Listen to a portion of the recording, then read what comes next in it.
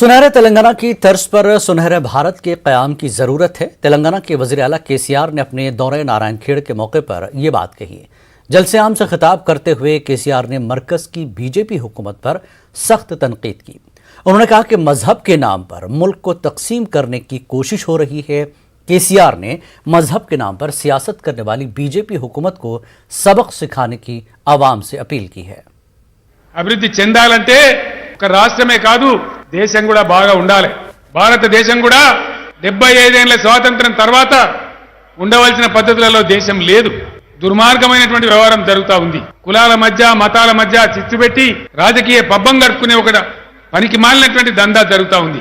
భారతదేశానికి వచ్చేటువంటి పరిస్థితి చేసేంత గొప్ప సంపద, గొప్ప వనరులు, గొప్ప యువశక్తి ఈ దేశంలో ఉన్నది। కాబట్టి నేను పోరాటానికి బయలుదేరినాను। మీ అందరి దీవెన ఇదే విధంగా ఉండాలి। బంగారు తెలంగాణ ఎట్లా తయారు చేసుకున్నామో బంగారు భారతదేశం కూడా అట్లే తయారు చేసుకుంటామని మనవి చేస్తా ఉన్నాను। सुनहरे तेलंगाना की तर्ज पर सुनहरे हिंदुस्तान का ख्वाब देखने वाले तेलंगाना के वज़ीर आला केसीआर पर कांग्रेस लीडर पुन्नाला लक्ष्मैया ने सख्त तनकीद की। उन्होंने कहा कि केसीआर थर्ड फ्रंट का जो ख्वाब देख रहे हैं दिन में ख्वाब देखने के बराबर है। బంగారు భారతదేశం చేస్తామని అన్నట్లుగా తాటాకు అనేది పతాక శీర్షికలో వాడుతున్నారు। బంగారు భారతదేశం, ఓహో బంగారు తెలంగాణ చేశాడట, బంగారు భారతదేశం చేస్తాననే మాట ఇది హాస్యాస్పదం। ఏమాత్రం ఇంగిత జ్ఞానం ఉన్న వాళ్ళకైనా, ఆలోచించే వాళ్ళకైనా, వాస్తవాలు చూసే వాళ్ళకైనా ఇది ఎటువంటి స్టేట్మెంటో అర్థమైంది, తప్పనిసరిగా అర్థం। బంగారు భారతదేశం, బంగారు తెలంగాణ, ఏమయ్యా బంగారు తెలంగాణ? అసలు 8 ఏళ్లలో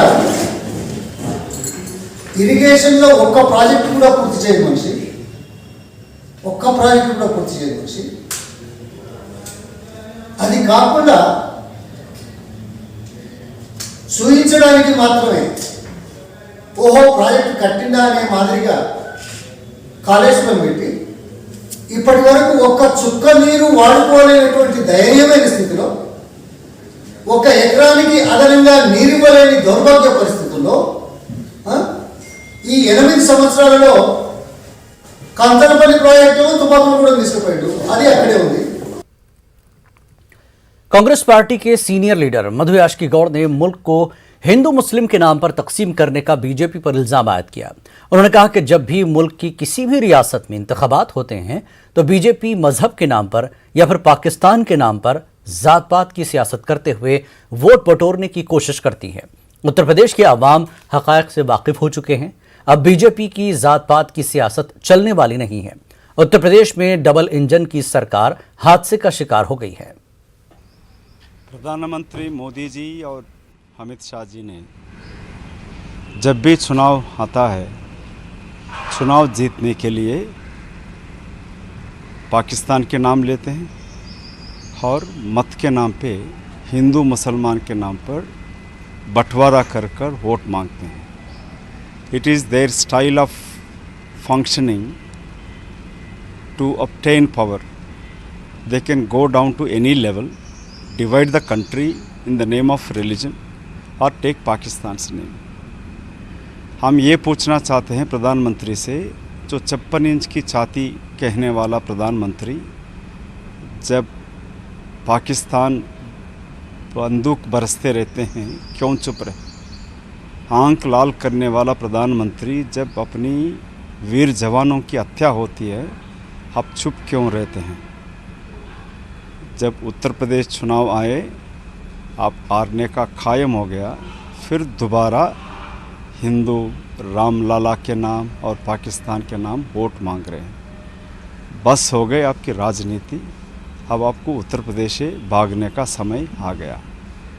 प्रियंका जी के नेतृत्व में और जो यूपीए के पक्ष है उनके नेतृत्व में ही सरकार उत्तर प्रदेश में बनने वाला है और बीजेपी योगी और मोदी की डबल इंजन एक्सीडेंट में ख़त्म होने वाला है। बीती रात हैदराबाद के इलाके नामपल्ली पुलिस स्टेशन के हुदूद में वाक़ सितारा होटल एंड बेकरी पर नामालूम अफराद ने हमला किया। इस दौरान हमलावरों ने होटल में तोड़फोड़ की, होटल में काम करने वाले मुलाजमीन के साथ मारपीट की। होटल मुलाजिम ने कहा कि 15 था 20 नामालूम अफराद होटल में पिछले दरवाजे से दाखिल हुए और काउंटर में मौजूद तमाम रकम को लूट ली। इस दौरान बीच बचाव करने वाले मुलाजिमीन को भी बुरी तरह से पीटा गया। इस वाक़े पर अफसोस का इजहार करते हुए नामपल्ली हल्के के रुकन असम्बली जाफर हुसैन मेराज ने आज होटल का दौरा करते हुए नुकसान का जायजा लिया और करीबी पुलिस स्टेशन में शिकायत दर्ज करवाई। उन्होंने खातियों के खिलाफ सख्त कार्रवाई का मुतालबा किया।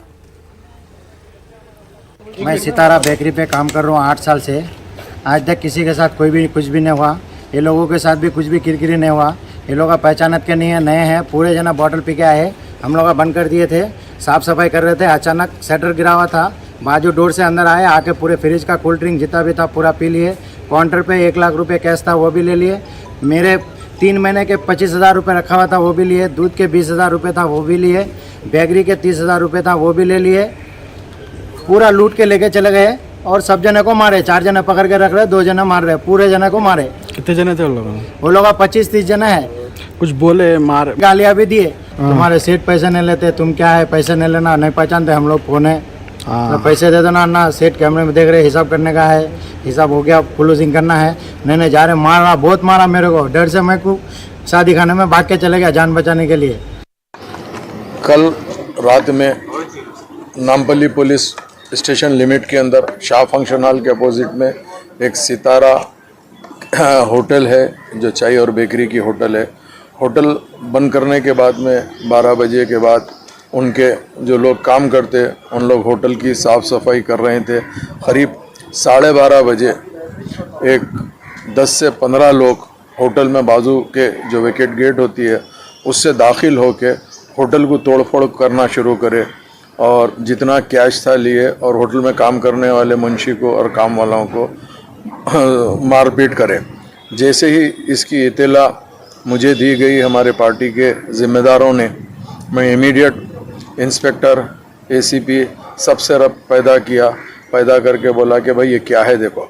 तो जो लोग उसमें से भाग रहे थे तो कुछ लोगों ने उसमें से 1-2-3 को पकड़ के फौरी पुलिस के हवाले करा। रात देर गए जब इंट्रोगेशन किया गया तो उसमें ये पता चला कि इसके अंदर कोई और नहीं है, ये जानबूझ के ये काम किया गया है। कर्नाटक के शिमोगा में बजरंग दल कारकुन के कत्ल के खिलाफ हैदराबाद में बजरंग दल के कारकुनों ने एहतजाज किया। एबिट्स के इलाके में बजरंग दल के कारकुनों ने एहतजाज करते हुए एक पुतला नजर आतिश किया। एहतजाजी बजरंग दल कारकुनों ने इस दौरान जिहादियों के खिलाफ नारेबाजी की। बजरंग दल कारकुनों ने कहा कि अगर तुम एक कारकुन को कत्ल करोगे तो 1000 कारकुन पैदा होंगे।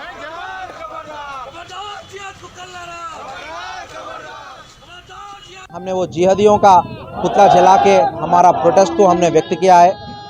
ये बहुत ही दर्दनाक और एक गलत इंसिडेंट हो गया है। एक आदमी जो नेशनलिस्ट है, जो धर्म के बारे में बात करता है, जो दूसरों के ऑपरेशंस के लिए बात करता है, उसे बहुत ब्रूटली मार दिया गया है। अगर आगे वाले ये सोचते हैं कि 1 को या 2 को मार के आवाज़ दबा दिया सकता है, तो मैं उनको ये याद दिलाना चाहता हूँ, हिंदुओं के ऊपर अत्याचार नई बात नहीं है। कई सालों से, कई सौ के सालों से, कई हज़ारों के सालों से हिंदुओं के ऊपर अत्याचार हो रहे हैं। हिंदू कभी झुका नहीं, कभी घटा नहीं, हिंदू आगे बढ़ेगा। और आपके ऐसा ये चर्याओं से ही ये जो सेक्युलर के नाम पे हिंदू है उनके आंखों से पर्दा हटेगा और उनको सच का पहचान आएगा। मैं ये जिहादियों से कहना चाहता हूं, आप जितना भी कोशिश करोगे और 1000 हर्षाजी बाहर आएंगे। ऑस्ट्रेलिया में मुकीम हैदराबादी नौजवानों की तंजीम हामी Hyderabad association of Australian Muslim immigrants ने फलाह बहबूद के लिए हमेशा बढ़ चढ़ कर हिस्सा लिया है। हैदराबाद के पुराने शहर में वाक़े Fatima old age home Falaknuma का हामी तंजीम के जिम्मेदारान ने दौरा किया। इस दौरान ओल्ड एज होम में मुकीम ज़ईफ़ अफराद और ख़वातीन से मुलाकात करते हुए उनके मसाइल पर तवज्जो दी। तंजीम के अरकान ने फातिमा ओल्ड एज होम के जिम्मेदारों की सताइश की। आज यहाँ पे फातिमा ओल्ड एज होम को हम लोग हामी ऑस्ट्रेलिया की तरफ से आए। ऑस्ट्रेलिया में एक NGO है, Hyderabad association of Australian migrants की तरफ से एक छोटा सा जो है नजराना दिए थे Fatima nurse old age home के नाम पे, और हम लोग यही देने के लिए आए थे। और यहाँ पे हम लोग देखे कि वासिफ साहब बहुत अच्छा काम कर रहे हैं माशाल्लाह से, और बहुत अच्छा जो है ख्याल रख रहे हैं हर चीज़ का, हर पहलू को कवर कर रहे हैं। और हम इसके साथ साथ जो है ये नसीर साहब है जो हामी के मेंबर है, आपको भी मुबारकबाद देना चाह रहा हूँ मैं। और जो हामी ऑस्ट्रेलिया की जो नई कम्युनिटी फिर से रीएलेक्ट हुई है, मुजीब साहब, आप सैयद हाशमी साहब, शकील साहब, इस्माइल साहब, सबको हमारी तरफ से बहुत बहुत मुबारक। और पहले भी हामी ऑस्ट्रेलिया ने बहुत काम किया है पैनाडेमिक के दौर में, और जो है फ्लड्स के टाइम पे। अल्लाह उनको चुना है अच्छे काम के लिए, अल्लाह करे कि वो यही काम करते रहे। हम तो बस एक ज़रिए के तौर पे यहाँ पे आए थे। और हम एक बार वासिफ साहब को भी बहुत मुबारकबाद दे रहे हैं, क्योंकि उनके अहलिया बहुत मेहनत कर रहे हैं और बहुत अच्छा काम कर रहे हैं फातिमा ओल्ड एज होम के लिए। तेलंगाना में कोरोना वायरस की बढ़ती वबा पर ब्रेक लग गया है। पिछले 24 घंटों के दौरान रियासत भर में 39,386 अफराद का कोरोना टेस्ट किया गया, जिसमें से 385 अफराद कोरोना से मुतासर पाए गए। ग्रेटर हैदराबाद के हदूद में सबसे ज्यादा 95 अफराद कोरोना से मुतासर पाए गए। इसी तरह जिला रंगारेड्डी में 21 और मेडचल मलकाजगिरी में 27, खम्बम में 21 नए मामले सामने आए। कुल 733 अफराद सेहतियाबी के बाद अस्पताल से डिस्चार्ज हो चुके हैं। महकमे सेहत के अहदेदारों ने बताया कि रियासत भर में 4000 से ज्यादा एक्टिव केसेस हैं।